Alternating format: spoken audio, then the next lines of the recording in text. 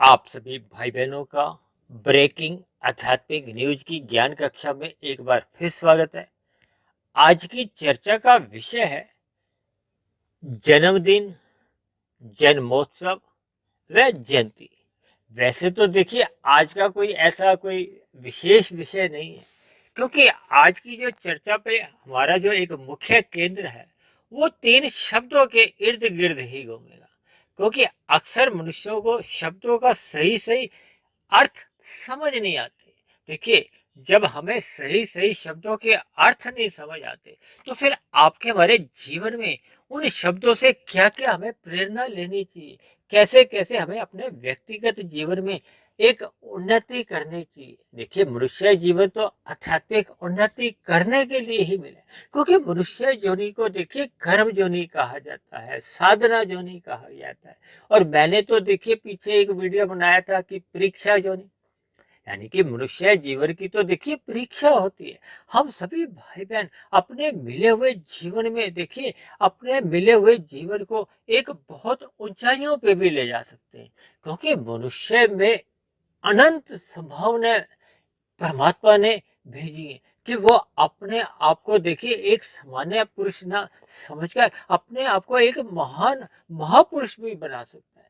यानी कि वो अपने मिले हुए जीवन में ऊंचाइयों को छू सकता है। और ये जो जन्म मरण का जो एक बंधन है, क्योंकि 84 लाख प्रकार की जोनियां कहेगी, और 84 लाख प्रकार की जोनियों में देखिए 80 लाख प्रकार की तो नीचे की ही जोनी, जिनका कोई अपने आप में देखिए कोई महत्व नहीं। क्योंकि इन नीचे की जोनियों को तो देखिए तामसी जोनियां भी कहा जाता है। तामसी जोनियों के साथ साथ देखिए अधोगति की जोनियां भी कह दिया जाता है, दुर्गति की जो जोनियां भी कहीं कहीं कह दिया जाता है। यानी कि ये सभी के सभी जोनियां 80 लाख की ये निंदनीय है, क्योंकि प्रकृति के तीन गुणों में तमोगुण एक निकृष्ट गुण माना जाता है। इसलिए तो देखिए इसको तामसी जोनियां भी कहा जाता है। और पीछे तो देखिए मैंने कुछ रोज पहले एक वीडियो बनाया था ना, जिसमें नीचे की 80 लाख जोड़ियों को मैंने तामसी जोड़ियों के साथ ही एक कुछ जिक्र किया था। इनको देखिए दुर्गति के नाम से भी कहा जाता है, अधोगति भी कहा जाता है। कुल मिलाकर ये देखिए 80 लाख प्रकार की जोड़ियां ये दंड रूपी जोड़ियां हैं, क्योंकि मनुष्य जोनि पाकर आपको और हमें एक स्वतंत्रता मिलती है कि हम अपने जीवन को देखिए सकारात्मक दिशा भी दे सकते हैं और नकारात्मक दिशा यदि दे देते हैं, यानी कि संचित कर्मों का यदि हमारा कर्माशय बिगड़ जाता है। बिगड़ने का अभिप्राय क्या है? देखिए, आपके हमारे संचित कर्मों में पाप और पुण्य कर्मों के दो अलग अलग एक घड़े बनते जाते हैं। ये एक सामान्य शब्दों में समझाने के लिए मैं शब्द इस्तेमाल कर रहा हूँ। देखिए, जब हम रजोगुण में रहते हुए कर्म करते हैं तो वो पुण्य कर्म माने जाते हैं, लेकिन साधारण पुण्य कर्म होते हैं। इसमें हम अन्य जीवों को दुख भी नहीं देते, सुख भी नहीं देते, केवल अपने सुख को धर्मानुसार शास्त्रों के अनुसार सुख सुनिश्चित कर लेते हैं। जब हम शास्त्रों के विरुद्ध निषेध कर्म करते हैं, अपने सुख के लिए दूसरों को दुखी करते हैं, चाहे वो इंसान है, मनुष्य है, चाहे नीचे की दुनिया को कोई भी जीव है, तो फिर आपके हमारे वो पाप कर्म गिने जाते हैं। और जब हम सतोगुण में रहते हुए विशेष प्रकार के पुण्य कर्म करते हैं तो फिर वो एक सात्विक पुण्य कर्म माने जाते हैं। उसमें भी आपका हमारा एक फल पाने की इच्छा तो बनी रहती है कि इसके बदले में मुझे भी परमात्मा फल दे। हम कबूतरों को दाना देते हैं, गाय को ग्रास देते हैं, पेड़ पौधों को जल देते हैं, निर्बल मनुष्यों की सहायता करते हैं, तो ये एक सात्विक पुण्य कर्म माने जाते हैं। ये साधारण राशि पुण्य कर्मों से अच्छे माने जाते हैं, बहुत अच्छे माने जाते हैं। और जब मनुष्य देखिए निष्काम भाव से कर्म करता है तो फिर वो देखिए उनका कोई कर्माशय नहीं बनता। वो उसके ज्ञान में वृद्धि करते हैं, उसकी भक्ति में वृद्धि करते हैं। उसके ये जो कर्माशय है, ये जो भोग रूपी संस्कार होते हैं, अज्ञानता के संस्कार होते हैं, या जो उसके जो बंधन होते हैं प्रकृति के माया के, वो कमजोर होने लगते हैं। और एक ऐसी स्थिति बन जाती है जब उसके ये बंधन समाप्त हो जाते हैं। समाप्त होने का अभिप्राय क्या होता है कि जब आपके हमारे कारण शरीर का एक कर्माशय तो देखिए बना रहता है, संस्कार समाप्त हो जाते हैं, क्योंकि कर्माशय तब तक ही फल देते हैं जब तक उससे संबंधित संस्कार मौजूद होते हैं। और ये केवल मनुष्य योनि में ही संभव होता है। देखिए नीचे की जोनियां हो या ऊपर की जोनियां हो, वहां तो देखिए केवल कर्मों का क्षय होता है। नीचे के जोनियों में पाप कर्मों का अधिक क्षय होता है, ऊपर की जोनियों में पुण्य कर्मों का अधिक क्षय होता है। और मनुष्य जोनि में तो देखिए दोनों ही पाप पुण्य कर्मों का क्षय होता रहता है। लेकिन संस्कारों की स्थितियां बदलना या बिगाड़ना आपके हाथ में है। हम जैसे जैसे अपने मिले हुए जीवन का देखिए संग करते हैं, यदि हम सतोगुण का अधिक संग करते हैं, सत्संग हो जाता है। परमात्मा की ओर सम्मुख होते हैं तो सत्संग हो जाता है, क्योंकि परमात्मा तो देखिए विशुद्ध सतोगुण ही सत्य है। जब हम प्रकृति के ही सतोगुण का अधिक संग करते हैं, देखिए प्रकृति के सतोगुण में एक शुद्धतम सतोगुण का समय आता है, जिसको शास्त्रों में देखिए ब्रह्म मुहूर्त कहा गया है, अमृत बेला कहा जाता है। यदि मनुष्य उस ब्रह्म मुहूर्त का संग करना अपना स्वभाव बना लेता है, तो उसके जीवन में बहुत ही एक ऊंचाइयां में जीवन पहुंच जाता है। उसके आध्यात्मिक उन्नति सहज ही होने लगती है। देखिए मनुष्य जीवन पाकर हमें जितनी अधिक आध्यात्मिक उन्नति हम कर सकते हमें करनी चाहिए, क्योंकि मनुष्य जीवन पाकर यदि हम भौतिक उन्नति में ही लगे रहते, क्योंकि भौतिक उन्नति में देखिए हम जितना भी रजोगुण में रहकर भी करते हैं वो मरने के बाद ही देखिए समाप्त समझे जाती है। लेकिन मेरा ऐसा मानना है, क्योंकि रजोगुण के पास में ही तमोगुण होता है। अक्सर मनुष्य जब भी भौतिक उन्नति के लिए प्रयास करता है, प्रयत्न करता है, हालांकि प्रकृति देखिए प्रत्यक्ष रूप से किसी भी प्रकार का कोई दंड नहीं देती, क्योंकि रजोगुण में रहते हुए आपको में किसी भी प्रकार का प्रकृति द्वारा भी दंड नहीं मिलता, क्योंकि अब आपके हमारे जो कर्म है वो धर्मानुसार होते हैं, शास्त्रों के अनुसार होते हैं।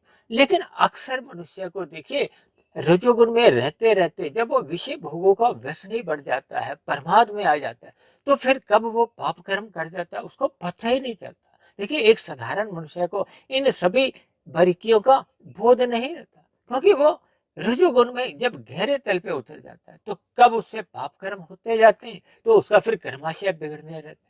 क्योंकि मनुष्य के मरने के बाद हमें अगला मनुष्य जीवन तो तभी मिलता है यदि मरते समय संचित कर्मों में पाप और पुण्य कर्मों की कम से कम तुल्यता बनी रहती है, या पुण्य कर्मों की अधिकता हो जाती है और मनुष्य जोनि पाने की इच्छा बनी रहती है। और यदि पाप कर्मों की अधिकता होगी तो फिर उस बिगड़े हुए अनुपात को हो या पाप कर्मों का एक दंड रूपी फल भोगने के लिए फिर हमें नीचे की जोनियों में क्रमशः जाना पड़ता है। यदि ये अनुपात देखिए बहुत ही अधिक बिगड़ जाता है तो फिर मनुष्य की देखिए दुर्गति हो जाती है। यदि कम ये अनुपात बिगड़ता है तो उसको आप अधोगति कह सकते हो। लेकिन कुल मिलाकर मनुष्य जीवन का देखिए एक विशेष महत्व है। अब हम चर्चा करते हैं कि आपके हमारे जन्म को देखिए दिन के साथ क्यों जोड़ा जाए। हम अक्सर कहते हैं ना उसका आज जन्मदिन है, कल उसका जन्मदिन है। देखिए दिन तो केवल 365 ही हैं और तकरीबन 950 करोड़ इस धरती पे आप और हम जानते ही हैं मनुष्य हैं। तो प्रत्येक दिन देखिए कितने ही मनुष्यों का एक जन्मदिन आता है। और अक्सर अब तो देखा जाता है कि देखिए एक साधारण मनुष्य की जन्मदिन मनाने की एक रुचि बनी रहती है। देखिए जब मनुष्य एक युवावस्था में होता है या बचपन अवस्था में होता है, तब तो देखिए इस जन्मदिन को मनाने का कोई एक विशेष नुकसान नहीं, क्योंकि बच्चों में तो देखिए उमंग उल्लास एक बढ़ानी जरूरी होती है। उनको शिक्षा भी मिलनी चाहिए, उनके जीवन में उमंग उल्लास भी बनना चाहिए। एक युवावस्था में भी देखिए उमंग उल्लास बनी रहनी आवश्यक होती है, क्योंकि बचपन अवस्था तो देखिए शास्त्रों में कहा गया तमोगुण प्रधान होती है, उसको शास्त्रों का ज्ञान नहीं होता। और युवावस्था को रजोगुण प्रधान कहा गया। जैसे जैसे देखिए हम युवावस्था से आगे प्रौढ़ अवस्था में आते हैं, वृद्धावस्था में आते हैं, तो फिर हम शास्त्रों के प्रतीक हो, आध्यात्मिक ज्ञान के प्रतीक हो या इस सत्संग के प्रति आपके हमारी एक सहज रुचि जागने लगती है। क्योंकि वृद्धावस्था के बाद तो देखिए एक अंतिम स्थिति क्या आती है, मृत्यु की आती है। और इस बात से हम भली भांति परिचित हैं कि मृत्यु शब्द आते ही सहज ही मनुष्य परमात्मा से जुड़ जाता है, एक ज्ञानमय स्थिति में आ जाता है। तब उसकी स्थिति देखिए जो संसारी विषय भोगों से एकदम हट जाती है। देखिए आज हम जो चर्चा कर रहे हैं वो केवल जन्मदिन दिन का अभिप्राय क्या है। देखिए कभी भी किसी का जन्म चाहे दिन में होता है, शाम को होता है, सुबह होता है, रात को होता है, लेकिन ऐसा तो नहीं कहा जाता कि जन्म रात, जिसका जन्म देखिए रात को हुआ है तो उसके साथ कोई जन्म रात तो शब्द जोड़ा नहीं जाता। यानी जन्मदिन कहा जाता है तो दिन को ही महत्व दिया जाता है। दिन को देखिए महत्व क्यों दिया जाता है? क्योंकि दिन का देखिए उजाले का प्रतीक है, प्रकाश का प्रतीक है, ज्ञान का प्रतीक है। क्योंकि मनुष्य जीवन हमें और आपको किस लिए मिला है? कि हम अपने अज्ञानता को मिटाएं, ज्ञान में स्थिति में रहें, अपना सत्वगुण बढ़ाएं।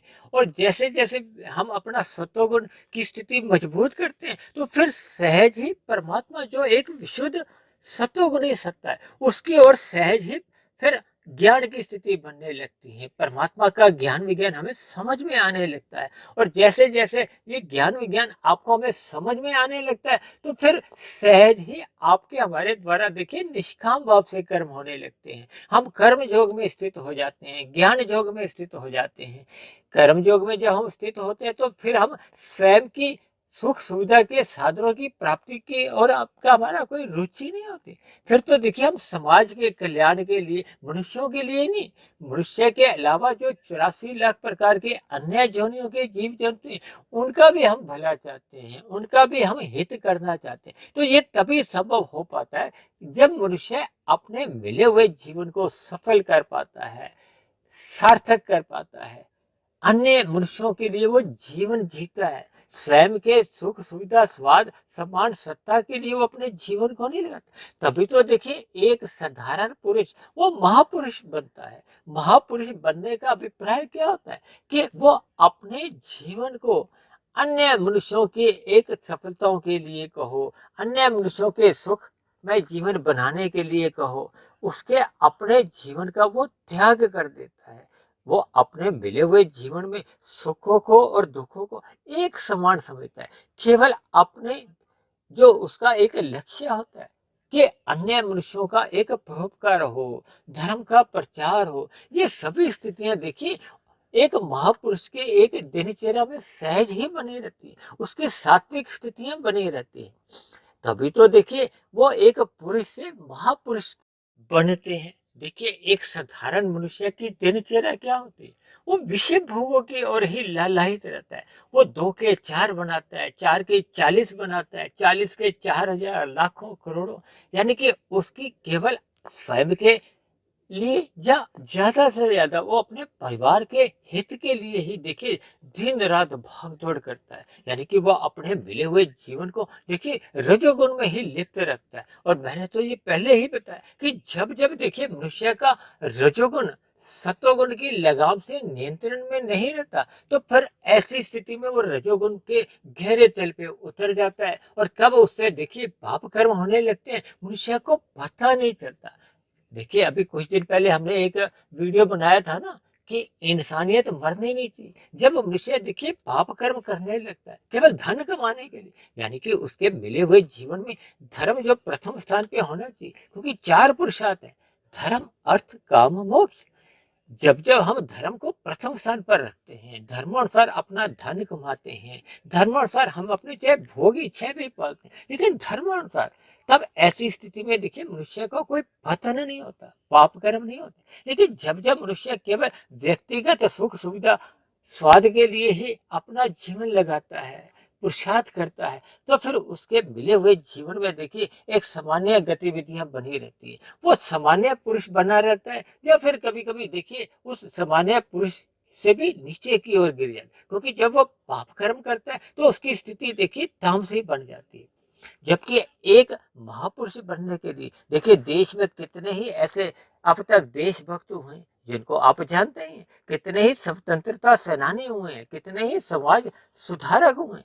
और मैं तो यहाँ तक भी कहूँगा देखिए आज वर्तमान समय में जो राजनीति को एक गलत अर्थों में लिया जाता है, पहले के समय में तो देखिए राजनीति में भी बहुत ही एक सुधारक आए हैं, बहुत ही राजनीति में भी उन्होंने सुधार लाए ताकि एक साधारण मनुष्य के जीवन में शिक्षा के स्तर पर, आर्थिक स्तर पर उसके जीवन में देखिए विकास हो।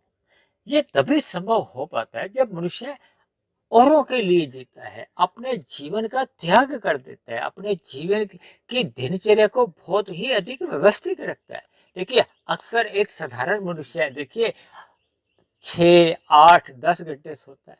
ऐसे देखिए महापुरुष लोग केवल 4-5 घंटे की ही सात्विक नींद लेकर अपने जागृत अवस्था को अधिक बड़ा करते हैं। क्योंकि देखिए हम सभी भाई बहनों के पास तो देखिए 24 घंटे होते हैं। जब हम एक नींद के घंटे को घटा देते हैं और अपनी जागृत अवस्था में अधिक से अधिक पुरुषार्थ करते हैं, परमार्थ के लिए काम करते हैं, धर्म का प्रचार करते हैं, तभी तो देखिए एक साधारण पुरुष से वो महापुरुष बनते हैं। ये जो जन्मदिन शब्द है, ये देखिए जन्मदिन शब्द केवल एक साधारण मनुष्य के जीवन में ये जन्मदिन मनाए जाते हैं। और अक्सर देखिए आजकल तो देखिए एक वृद्धावस्था के जीवन में भी आते आते लोगों में एक जन्मदिन बनाने का एक चलन सा चल रहा है। हालांकि देखिए मैंने तो तकरीबन 2 वर्ष पहले एक वीडियो बनाया था, क्या जन्मदिन मनाना चाहिए, और अक्सर उस बनी हुई वीडियो पर लोगों ने कुछ ऐतराज भी किया था। देखिए हम सभी भाई बहनों को जन्मदिन से कुछ प्रेरणा लेनी चाहिए, क्योंकि जन्मदिन क्या है, आपकी हमारी जैसे जैसे हम देखिए प्रति वर्ष एक उम्र हमारी आपकी बढ़ती जाती है, क्योंकि हम आप तो देखिए एक सीमित आयु लेकर आए हैं, हम सीमित सांसें लेकर आए हैं, यानी कि आपके हमारे पास आयु घटती जा रही है। तो हमें इस जन्मदिन से देखिए एक शिक्षा लेनी चाहिए कि हमें अपने बचे हुए शेष समय में हमें सत्कर्म करने हैं, अपने ज्ञान को बढ़ाना है, हमने भक्ति में लीन होना है, ताकि आपकी हमारी एक आध्यात्मिक उन्नति हो। हम किसी भी प्रकार से देखिए इन भौतिक उपलब्धियों को एक गहरे तल पर इकट्ठा करने में नहीं जुटे, क्योंकि ये तो फिर आपका हमारा एक जीवन का एक दुरुपयोग है। देखिए सदुपयोग तो तभी है कि जिस कार्य के लिए आपको हमें परमात्मा ने ये मनुष्य योनि दी है, किस लिए दी है? सर्वप्रथम तो देखिए हमें अपने कर्मों में सुधार लाना होता है, अपने संस्कारों में सुधार लाना होता है। संस्कारों में तो सुधार तभी आ पाता है जब हम सत्वगुण का अधिकरण करते हैं, ब्रह्म मुहूर्त में उठते हैं, परमात्मा का ध्यान लगाते हैं। ऐसी सभी स्थितियां बनने पे ही फिर देखिए हम अपने मिले हुए जीवन को इस जन्मदिन से फिर आगे की जो स्थिति है ना, देखिए ये जो जयंतियां मनाई जाती है, ये महापुरुषों की जयंतियां मनाई जाती है। ये जो जन्मदिन है ये तो देखिए जीवित लोगों के जीवन में ये जो हम मनाते रहते हैं, और कुछ जो महापुरुष हो जाते हैं, देखिए जो एक विशेष प्रकार के एक कार्य कर जाते हैं, उनके देखिए उस जन्मदिन वाली तिथि को ही एक जयंती के रूप में मनाया जाता है। और मुझे ये कहने में भी देखिए बहुत एक पीड़ा सी होती है, दुख होता है कि अक्सर देखिए कुछ जयंतियों के साथ ये हनुमान जयंती शब्द भी जुड़ जाता है, जबकि शास्त्रों में देखिए हनुमान जी के लिए तो एक चिरंजीवी शब्द आता है, क्योंकि देखिए गीता में भी भगवान श्री कृष्ण ने उस अर्जुन के रथ पर हनुमान की जो एक मूर्ति कहो, जो हनुमान जी की एक उपस्थिति दिखाई है, यानी कि हनुमान जी के नाम के साथ ये जो हनुमान जयंती शब्द जुड़ा हुआ है, ये मेरे देखिए कथनानुसार ये गलत शब्द है। क्योंकि जयंती देखिए उन महापुरुषों की मनाई जाती है। देखिए अभी कुछ दिन पहले ये बाबा अम्बेडकर साहब की ये जो जयंती मनाई गई है, ये 14 अप्रैल की। इसी तरह देखिए विभिन्न प्रकार की जयंतियाँ मनाई जाती हैं। शिवाजी की महाराज जी की भी मनाई जाती है, विवेकानंद जी की, स्वामी दयानंद जी की। तो विभिन्न जयंतियाँ जी जो मनाने के पीछे का अर्थ ये होता है कि वे महापुरुष कभी आपके हमारे जीवन में थे, चाहे उस समय हम स्वयं नहीं थे, यानी कि वो इस धरती पे आए, उस धरती पे आकर उन्होंने देखिए समाज के कल्याण के लिए कहो, धर्म के एक विशेष प्रचार के लिए कहो, अपने जीवन का एक विशेष हिस्सा देखिए दूसरों के लिए जिया। ऐसे महापुरुषों की फिर देखिए वो जयंती मनाई जाती है। अब वो हमारे बीच में नहीं है, हम उनसे शिक्षा ले, उनके जीवन की उपलब्धियों को हम बार बार अपने जीवन में दोहराकर स्वयं के जीवन में हम सुधार लाएं। इसलिए हम उनके जीवन से देखिए हम एक जयंती मनाते हैं, उनके जीवन से हम शिक्षा लेते हैं। जबकि ये जो जन्मदिन है, ये तो केवल देखिए जीवित लोगों के जीवन में जब तक वो जीवित रहते हैं उनके जीवन का एक जन्मदिन मना लिया जाता है, जिसकी देखिए मैं एक बचपन अवस्था, युवावस्था तक ही मैं उसका एक समर्थन करता हूँ। और प्रौढ़ अवस्था के बाद के मनाए जाने वाले जितने भी जन्मदिन है, देखिए इन सभी बातों को एक मैं विस्तार से शायद कुछ दिन बाद एक वीडियो तैयार करूंगा, तो इस पर थोड़ी एक विस्तार पर इस पर चर्चा करूंगा। अब हम बात करते हैं जन्मोत्सव की।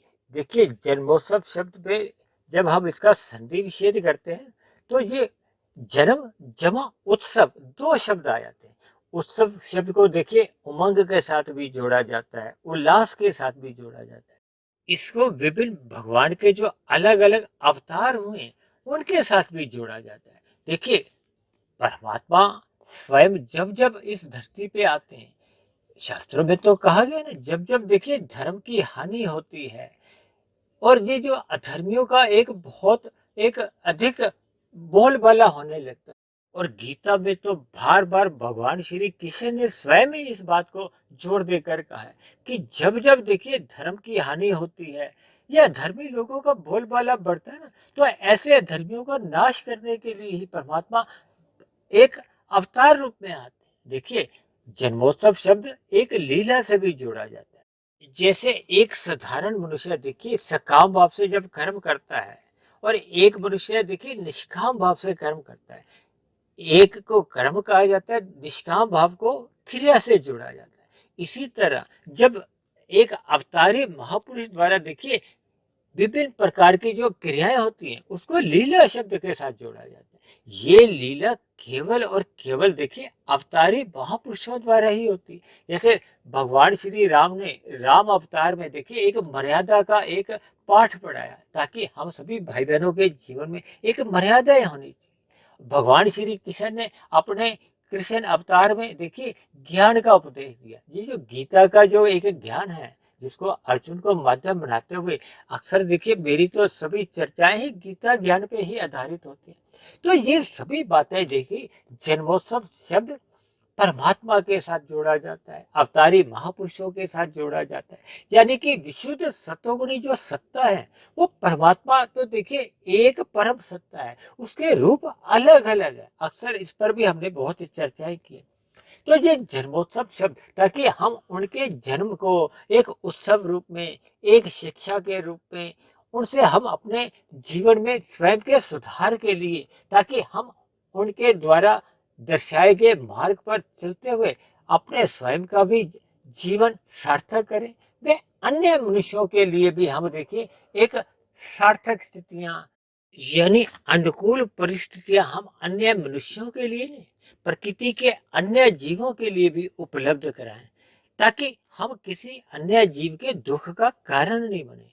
देखिए ये जन्मोत्सव में जैसे ये जो जन्माष्टमी मनाई जाती है, अभी थोड़े दिन पहले देखिए रामनवमी का पर्व मनाया गया, इसी तरह शिवरात्रि का पर्व पिछले महीने आया था। तो ये सभी के सभी देखिए जन्मोत्सव शब्द से आपको हमें एक परिचय देते हैं। तो इसलिए मेरी आप सभी भाई बहनों से विनती है, विशेष रूप से देखिए ये मुझे आज की वीडियो बनाने की जो प्रेरणा मिली है ये हनुमान जयंती शब्द से मिली है, क्योंकि अभी कुछ दिन पहले ही हनुमान जयंती शब्द के नाम से देखिए विभिन्न प्रकार की ये आयोजन आपको हमें देखने को मिले।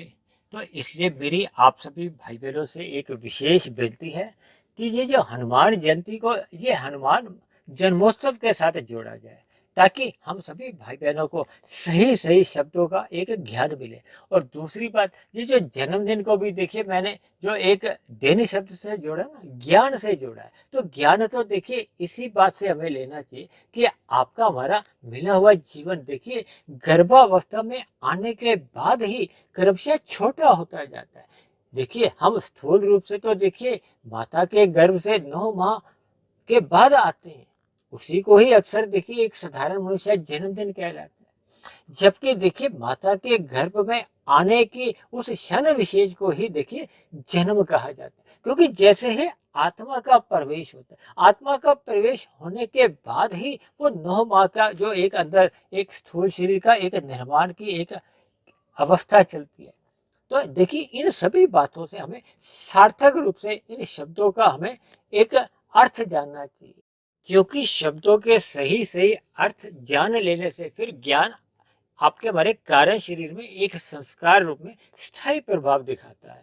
क्योंकि जब जब ज्ञान अपना स्थायी रूप से आपके हमारे कारण शरीर में टिक जाता है तो आपके हमारे जीवन में एक सकारात्मक परिवर्तन आने लगते हैं। आपका हमारा मिला हुआ जीवन एक सार्थक होने लगता है। तो ऐसी सभी शुभ सार्थक स्थितियां हम सभी भाई बहनों के जीवन में भी बने। इन्हीं शुभ कामनाओं के साथ आज की चर्चा विशेष को अब हम यही विश्राम देते हैं। यदि बनी हुई वीडियो आपको ज्ञानवर्धक लगी हो, प्रेरणादायक लगी हो, परमात्मा से जुड़ने में आपको एक मददगार लग रही हो, तो मेरी आप सभी भाई बहनों से विनती है कि इस बनी हुई वीडियो विशेष को आप अधिक से अधिक भाई बहनों से शेयर करें, ताकि सभी भाई बहनों का ज्ञान बढ़े, सभी भाई बहनों का जीवन सात्विक बने और परमात्मा में विशेष रूप से प्रीति बने। और यदि मेरी बनी हुई वीडियो विशेष पर आपको किसी प्रकार की कोई आपत्ति हो, शिकायत हो या वीडियो संबंधित आपका कोई प्रश्न हो, तो आप नीचे दिए गए कमेंट्स बॉक्स पर जाकर अपना प्रश्न, अपना कोई सुझाव या अपनी शिकायत भी लिख सकते हो। तो चर्चा विशेष को अब हम यहीं विश्राम देते हैं। कल फिर मिलते हैं एक नए विषय को लेकर, एक नए संदेश के साथ। तब तक आप सभी भाई बहनों का बहुत बहुत धन्यवाद।